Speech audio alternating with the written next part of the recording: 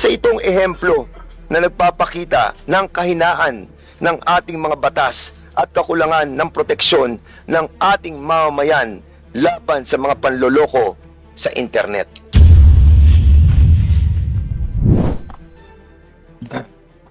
Sa aking mga co-chairs, kay Senior Deputy Speaker Aurelio Dong Gonzales Jr., mga kasamahan at katrabaho sa Kongreso, mga resource persons at bisita, at ang mga nanonood via live stream, magandang umaga po sa ating lahat. On behalf of the co-chairs and the members of the Committee on Public Order and Safety, we'd like to thank the leadership of the House for entrusting us with this important task of conducting hearings regarding online disinformation in our country.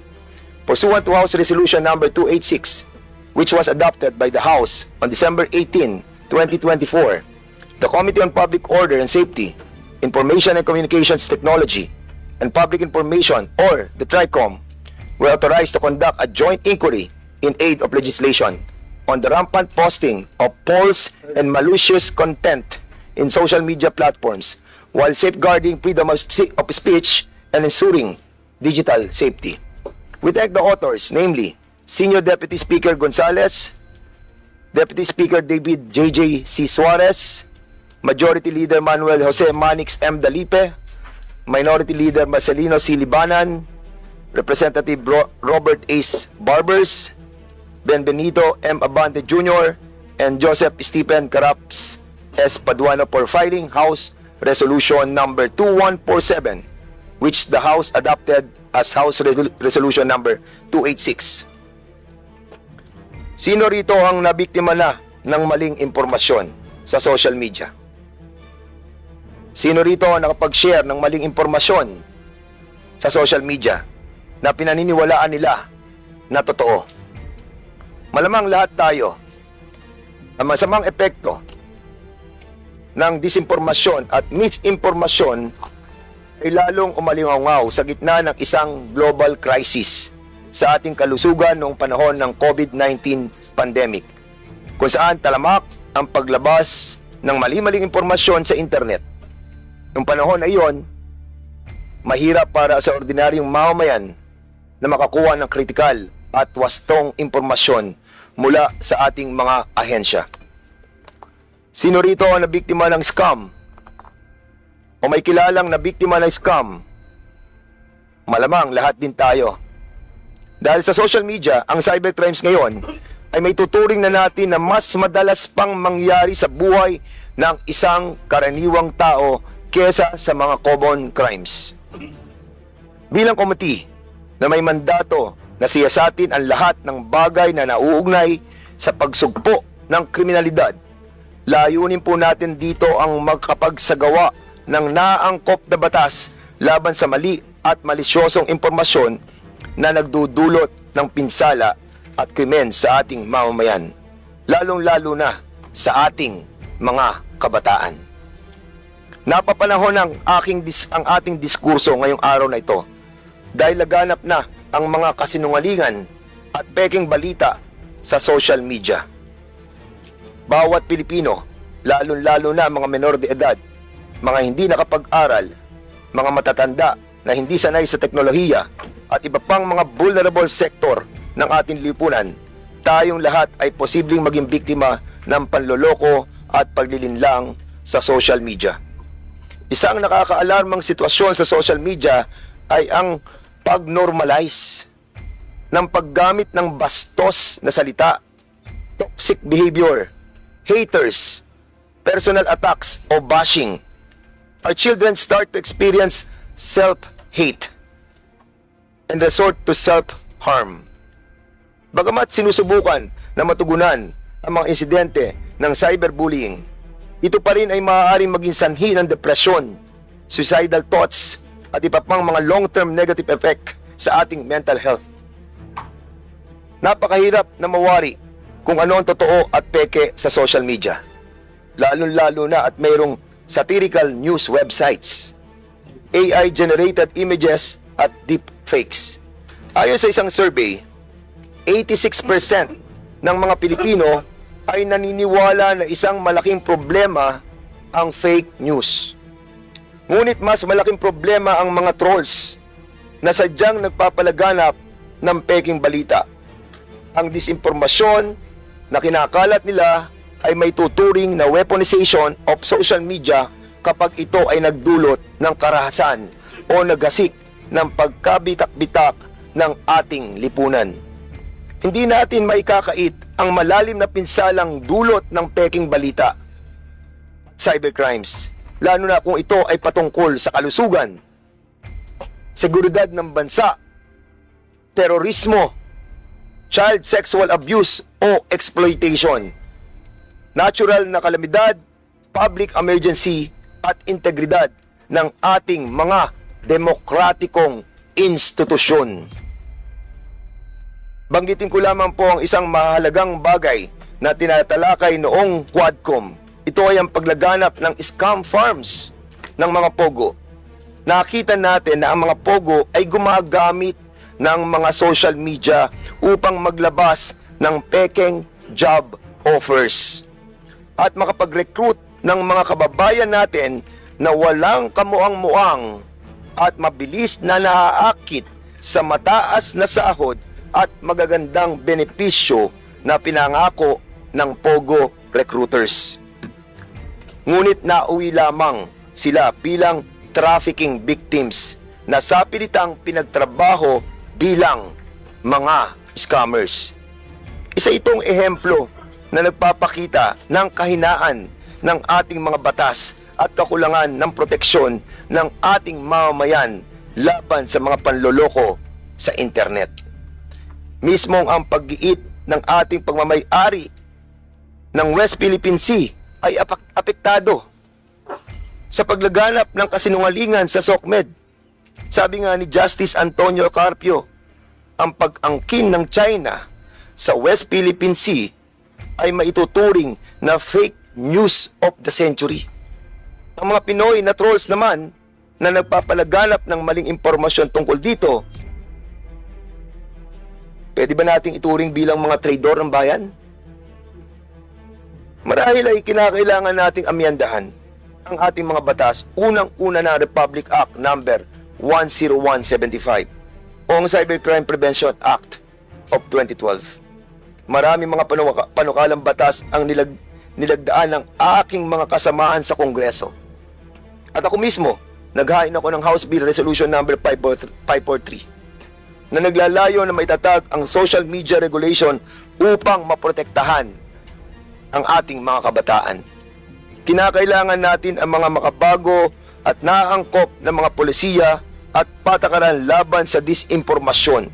Kailangan natin suriing mabuti kung paano maitatag ang fact-checking at content moderation sa ating mga social media platforms. Higit sa lahat, kinakailangan natin magkaroon ng isang makabuluhang diskurso patungo sa online safety at digital literacy. Lahat yan sa bawat Pilipino. Sa pamamagitan ng malawakang talakayang ito sa Kongreso, maging layunin natin na magkaroon ng public awareness at makadagdag sa kalaman ng ating kababayan ukol sa disinformasyon. Hinikayat ko po ang lahat ng narito sa ating pagpupulong na sikaping makamit ang layuning ito. Sa inyong lahat, maraming salamat po. The Chair now recognizes Congressman Chairman Thank you, Mr. Chair. Pimentel, you're now recognized. Good morning to everyone.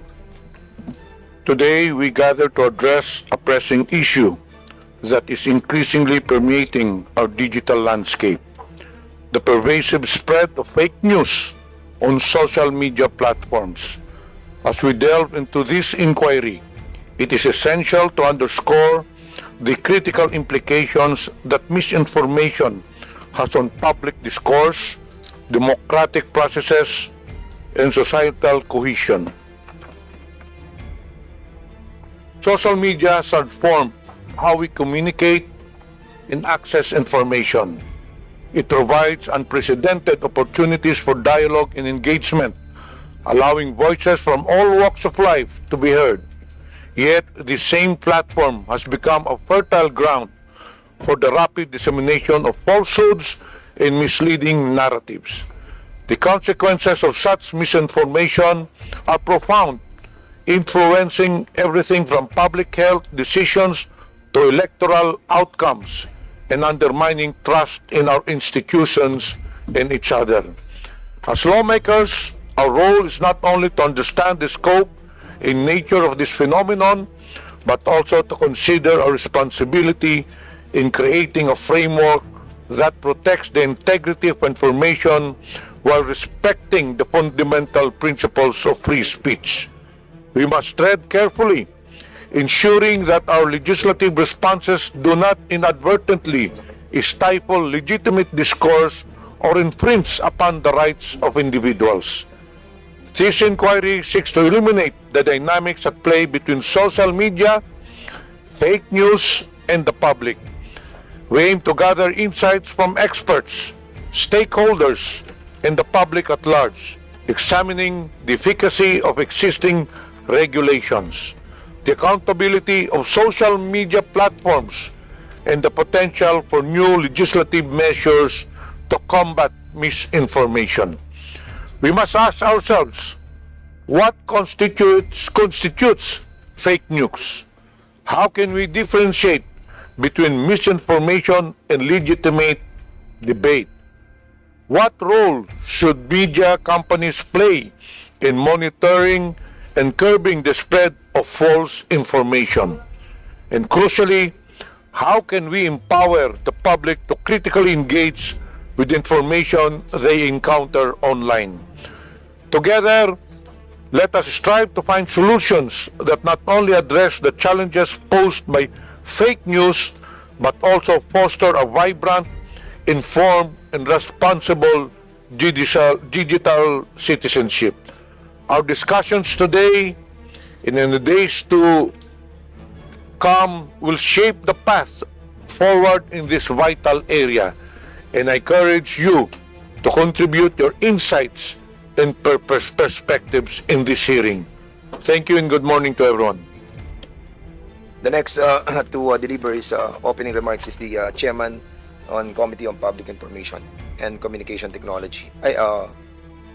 Committee on Public Information, chaired by Congressman Chairman Jevara. Now you are recognized, sir. Thank you, Chair.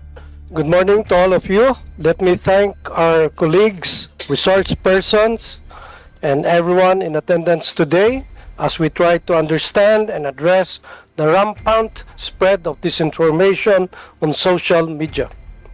In today's digital era, its speed and impact are unprecedented, which compels us to address this head-on.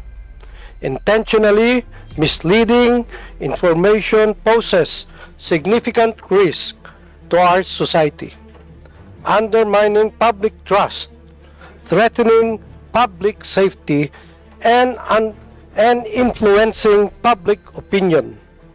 We share a collective responsibility to address this challenge effectively. As I understand, we have representatives from different sectors, and our goal is to strengthen collaboration and explore approaches to counter disinformation. Each of you bring unique expertise and insights.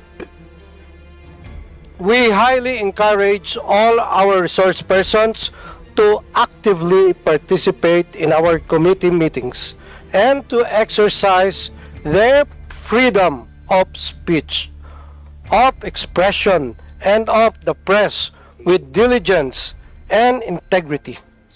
As we engage in meaningful discussions, let us uphold the highest moral and ethical standards, recognizing that all freedoms and rights come with a responsibility to use them wisely.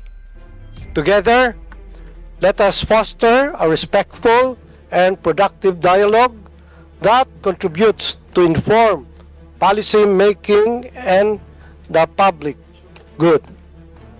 With that in mind, I look forward to a constructive discussion with all of you. Thank you and good morning.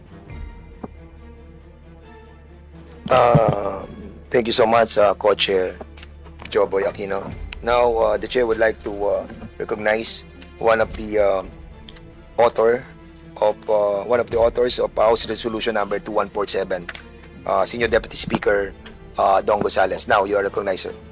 Thank you, Mr. Chairman.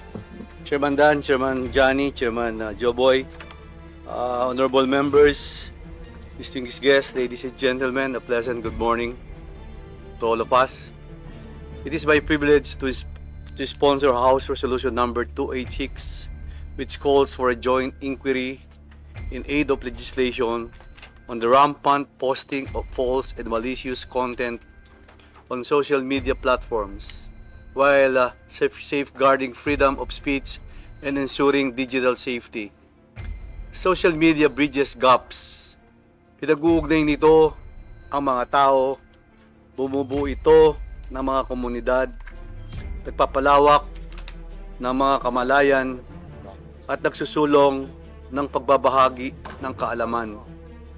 According to online article by Data Reportal, the Philippines was home to 86.75 million social media users in January 2024.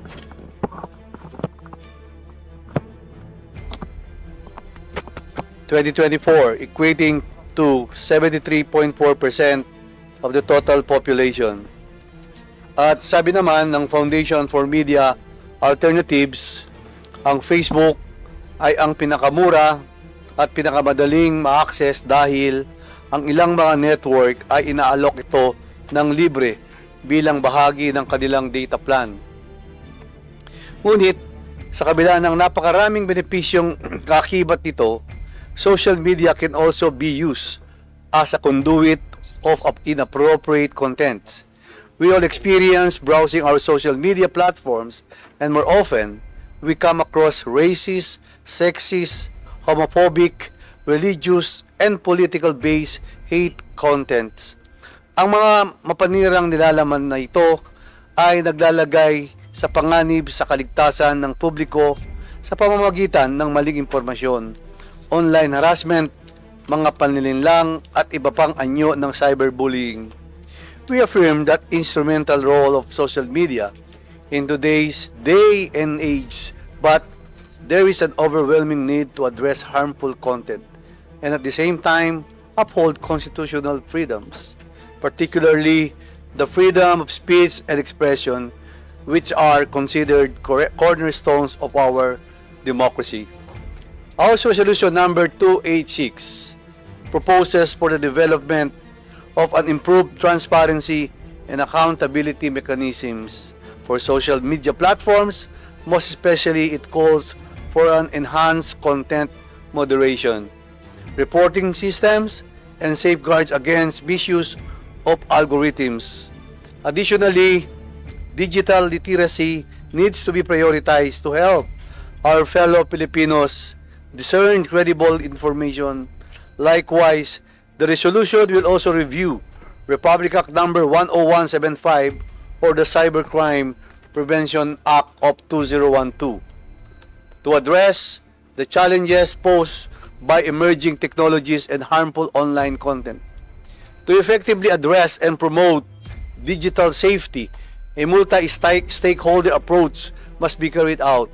Social media companies, cybersecurity experts, and legal professionals must come together to craft an effective and double legislation. By working together, we can ensure a safer digital landscape while preserving democratic values. Inihikayat ko po ang aking mga kapwa mambabatas at lahat ng ating mga panauhin na suportahan ang resolution ito upang matiyak ang kaligtasan ng ating digital space. Let us reconfigure our social media platforms with meaningful discourse, innovation, and empowerment rather than a breeding ground for deception of harm. Takal po salamat, may payabak at po kikatam. Ano yan? Good morning to all of you. Takal po salamat, maraming salamat. To deliver the next opening remarks, the one who deliver is privilege speeches, two privilege speeches in the plenary on December 4 and 16, 2024. Chairman Robert Ace Barbers, you are now recognized. Thank you, Mr. Chairman. This is very short, Mr. Chairman. As the proponent of the privileged speech that was delivered last year, with respect to the issues in the social media, allow this representation to deliver a very short opening remark, Mr. Chair. Magandang umaga, mga kasamahan, honorable colleagues, distinguished guests, ladies and gentlemen. We are gathered here today not to silence voices, suppress free speech, or curtail the constitutional right to freedom of expression. Instead, we are here to draw the line between responsible discourse and the deliberate, systematic abuse of digital platforms to spread lies, destroy reputations, and manipulate public perception. This hearing seeks to establish a regulatory framework for social media similar to how the kapisanan ng mga broadcasters sa Pilipinas or the KBP regulates television and radio broadcasters, and how the National Union of Journalists of the Philippines or the NUJP upholds ethical standards for print media. Our goal is to develop a code of conduct for content creators, ensuring accountability and ethical responsibility in this rapidly evolving digital space. While we uphold the constitutional right to freedom of speech, we must also recognize the urgent need for regulation to prevent the misuse of digital platforms. The lack of oversight has allowed vloggers and online influencers to freely spread harmful narratives without fact-checking or ethical accountability. To address this, social media platforms like TikTok and Facebook must be treated as legitimate businesses requiring a franchise or accreditation system. By holding these platforms accountable for monitoring and removing defamatory content, we can foster a safer and more responsible digital environment. This measure will not only encourage ethical content creation, but also curb the spread of libelous and misleading information. Just as traditional media operates under legal and ethical standards, bloggers and online influencers must also be subject to similar regulations to prevent the reckless dissemination of falsehoods. In recent years, we have witnessed the alarming rise of trolls, bloggers, and malicious online actors who, under the guise of exercising free speech, systematically spread fake news and engage in character assassination. These individuals and groups, operating with seeming impunity, have poisoned public discourse and in many instances tarnished the reputation of those who dare challenge their narratives. Despite the existence of laws such as the Cybercrime Prevention Act, Filipinos remain vulnerable to online deception, harassment, and digital attacks that threaten not only individual lives but also the integrity of our democracy. The reality is that these network of trolls are not simply expressing opinions. They are engaged in a well-orchestrated, well-funded campaign to spread disinformation, manipulate public perception, and destabilize institutions. The sources of funding for these operations remain in the shadows, possibly linked to illicit activities such as POGO operations or criminal syndicates. These financial resources are weaponized to create chaos, erode trust in government, undermine the media, and weaken our democratic foundations. Ironically, but not surprisingly, none of these actors speak out against China's aggression in the West Philippine Sea, proving our suspicion of illegal foreign funding. Let us be clear, this is no longer a mere issue of online criticism. What we are facing is a calculated effort to deceive, defame, and discredit those who seek to uphold the truth. These trolls are mercenaries of disinformation, paid to disrupt, confuse, and divide. Their mission is to drown out facts, distort the truth, and silence those who speak out against corruption and injustice. We too have not been spared. As public servants, we have been personally targeted by these malicious actors. Myself, my colleagues, and even the President. We accept criticism when it pertains to our official duties. But it is evident that these attacks go beyond public accountability. Their true intent is to discredit us before the electorate and the people we serve through personal and baseless attacks. The Supreme Court in Labargan versus People of the Philippines, GR number 246824, citing the Kev Jr. versus People in GR number 206015, ruled that, and I quote, offensive imputations against public officers do not constitute defamation if these relate to their discharge of official duties unless the prosecution proves actual malice. Defamatory utterances are malicious when made with knowledge that they were false or with reckless disregard as to its falsity, unquote. But this issue is bigger than any individual case, Mr. Chairman. This is about every Filipino who has been a victim of online harassment, cyber libel, and digital deception. If we continue to ignore this growing problem, we are failing the people we have sworn to protect. Social media should never be a tool for personal attacks or harassments or the destruction of reputations. Those who exploit these platforms to spread black propaganda, lies, and harm others must be held accountable. We have also received reports of vloggers soliciting donations under the pretense of funding their content, only to be involved in scams and online fraud. All this must stop, Mr. Chair.